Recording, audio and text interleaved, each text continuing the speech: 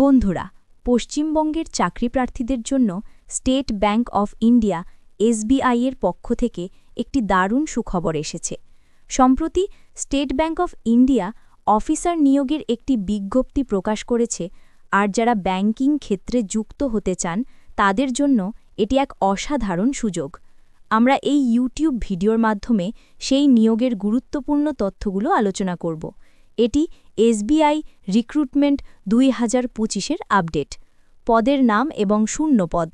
এই নিয়োগটি state bank of ইন্ডিয়ার তরফে ম্যানেজার ক্রেডিট অ্যানালিস্ট পদের জন্য করা হচ্ছে।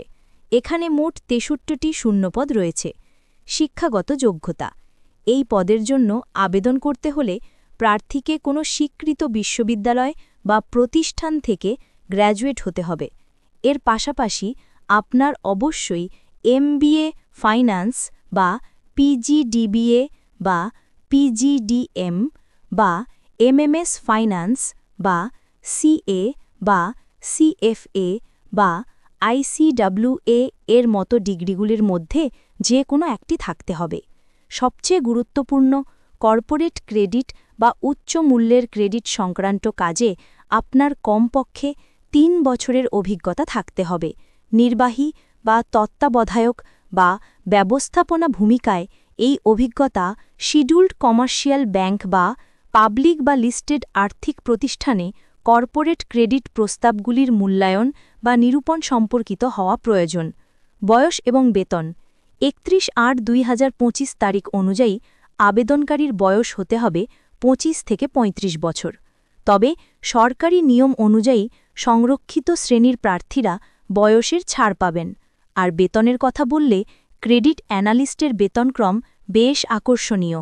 85,920 থেকে শুরু করে 1,05,280 টাকা পর্যন্ত হতে পারে। আবেদন প্রক্রিয়া। আবেদন সম্পূর্ণভাবে অনলাইনের মাধ্যমে করতে হবে। প্রার্থীদের স্টেট ব্যাংক অফ ইন্ডিয়ার অফিসিয়াল ওয়েবসাইটে গিয়ে অনলাইনে ফর্ম পূরণ করতে হবে। আবেদন fee internet banking, debit card, credit card ইত্যাদির মাধ্যমে প্রদান করা যাবে। আবেদন মূল্য। জেনারেল, ওবিসি, ইডব্লিউএস প্রার্থীদের জন্য আবেদন ফি হল 750 টাকা। তবে এসসি, এসটি, পিএইচ প্রার্থীদের কোনো আবেদন ফি দিতে হবে না।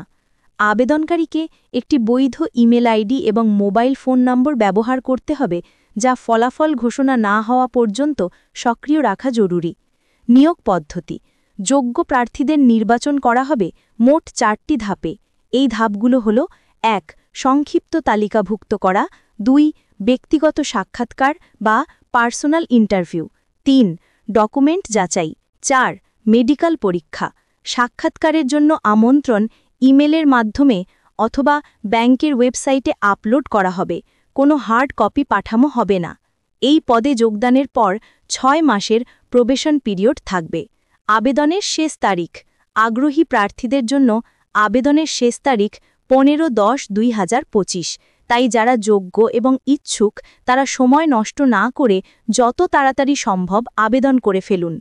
এই নিয়োগ সংক্রান্ত আরও বিস্তারিত এবং পুঙ্খানুপুঙ্খ তথ্য জানতে অবশ্যই অফিসিয়াল নোটিশটি দেখে নিন।